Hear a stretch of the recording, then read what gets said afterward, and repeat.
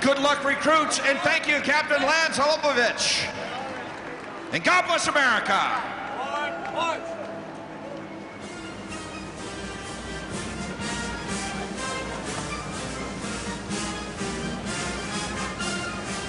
All right, welcome back, everyone. Mark Igo here, alongside Pat Serio and John Horrigan, and joining me at the intermission is Tim Gray. Tim, welcome. Thank you. My boys are getting smoked here in the first period. It's not pretty. Bruins alumni, 21 shots on net, and the New Hampshire Armed Forces team with 10 shots, but a lot of talent out on that ice, Tim. Yeah, you know, when you see Bork and they're not even going full speed right now. So, but I'm proud of my World War II Foundation team. They're hanging in there. Yeah. They're big in the second period. That's what I hear. That's the they're scouting second report. half team. Exactly. Sure. Yeah. So Tim, great event here. You know, obviously a lot of efforts to put this on, not only with the Bruins alumni, but certainly with all the different veterans and the Manchester Monarchs. When you talk a little bit about the World War II Foundation, obviously most of the proceeds going towards the foundation here tonight, and we've got silent auction items and all sorts of good stuff. So when you talk to us a little bit about the World War II Foundation. Well, the World War II Foundation produces documentary films for PBS stations around the country and around the world. So what we do is, what makes us unique is when we're doing a story on a veteran, we'll take that veteran back to the place in Europe or the Pacific where their story played out. So we spent a lot of time on the road. We've been to Guadalcanal, Corregidor, Bataan, Manila, Japanese prison camps in the Philippines, Normandy 12 times, Holland, Belgium, Luxembourg, Poland, Germany, France. So wherever the story plays out, that's where we take the veteran or the survivor. Great, and so folks can watch this video, Emmy Award video, right? Yep, we've done, we're working on our 16th and 17th films right now. Our 17th film is on the 75th anniversary of Pearl Harbor. Tom Selleck is going to narrate that for us, and it'll premiere in Pearl Harbor on December 4th as part of the 75th commemoration activities, so we're happy about that.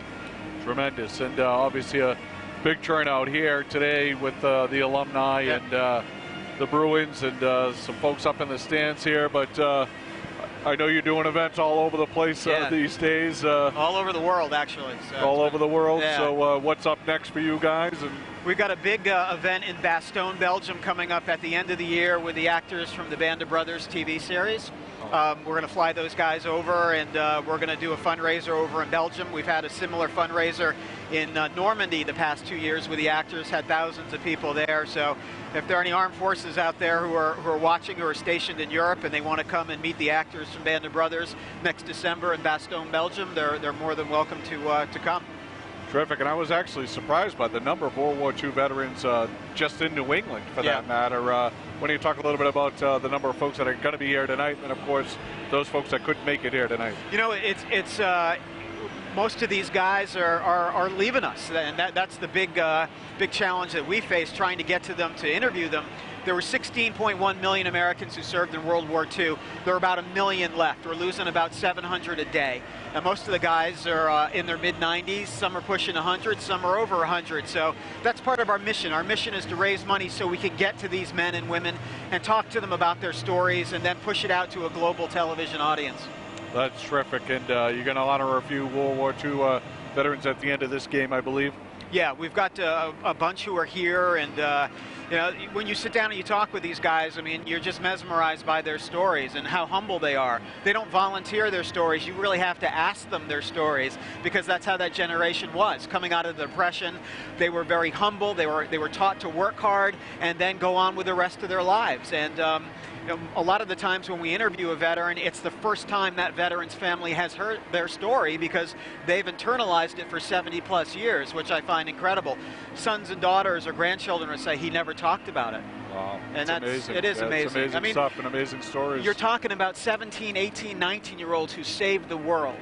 And I mean, that's amazing. A generation that's still with us that actually saved the world. Yeah, and a very different generation, as you said. You know, absolutely. Certainly country service very much first and foremost for most of the guys I'm sure you've interviewed. And I know gentlemen like Al Brandano and the Voice Library done a great kind of rallying around this. Anybody else that I know there was a host of folks that pulled this together, but I'm sure good opportunity here to give them a shout out. Al did a terrific job, he and his staff. Al understands that now is the time to chronicle these oral histories of these veterans. So he put together the Voice Library kit where this can be done in homes. There doesn't have to be a camera in the veteran's face. The family can do it right with the veteran. It could be a veteran of Afghanistan or Iraq. It could be a veteran of Korea, Vietnam, World War II.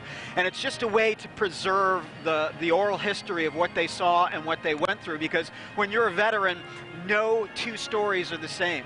And that's what we found. I mean, no two stories are the same for anybody who fights in any war. So this is something that can be done in the living room of a home without any intrusion. And Al's done a great job putting this event together, and with the kit. The kit is phenomenal, easy to use, and you'll have it, you know, the rest of your lives, and preserve it for children and grandchildren. Great. And I know we have a GoFundMe page up live on MyHockeyLive. Yep. For those folks that want to go there, just go to the MyHockeyLive.com website, click right on the American Pride Night icon. That'll bring you right to the page where you can make a donation through the GoFundMe portal. But I'm sure there's other ways for folks to get involved. Yep. Tim, what's the best way for them to get in touch with you or get in touch with somebody from the World War II Foundation? They can check out our website, which is WWII So it's WWII, like World War II, Roman numeral II, foundation.org. And you can see the films we're working on. We've got great people involved in our foundation. Bill Belichick has been involved, Kurt Schilling, Dan Aykroyd. Our global spokesperson is Damian Lewis, who was on Band of Brothers and Homeland, and now is on a new series called Billions on Showtime. Governor Tom Ridge, the former Secretary of Homeland Security, has been involved. We've got a lot of great people involved who believe in our mission, so people can go to the website and check out the events that are coming up in Europe and in the Pacific and see what we're up to. That's great. Yeah, so many celebrity types, like a Bill Belichick, who's film he was in the military and involved in the Navy Academy and etc. So, so that's great. Well, Tim, we appreciate you taking the time out to join us. Thank you so much. It's at been the great. intermission here, and we'll look for that second period or second half. They're going to come back. Well, yeah, I'm sure they are. I can feel it. But Tim Gray, World War II Foundation, thank you so much for joining us. Thank you. And we'll get ready for John Horrigan back down in the box to call the second half of this showcase here. But again, all proceeds going to the World War II Foundation. So you heard Tim. You can log on to the MyHockeyLive.com website, click right on the American Pride icon, and that's going to get you right to the GoFundMe page. So, you know, how can you not support the folks that, as Tim put it, saved our world, not just our country, but our world. And that was really you know, what happened in World War II, and some great documentary coming out, already out, from what Tim said, and more to come. So, you know, get involved with the World War II Foundation, and certainly try to participate on the American Pride Night tonight. So again, recapping the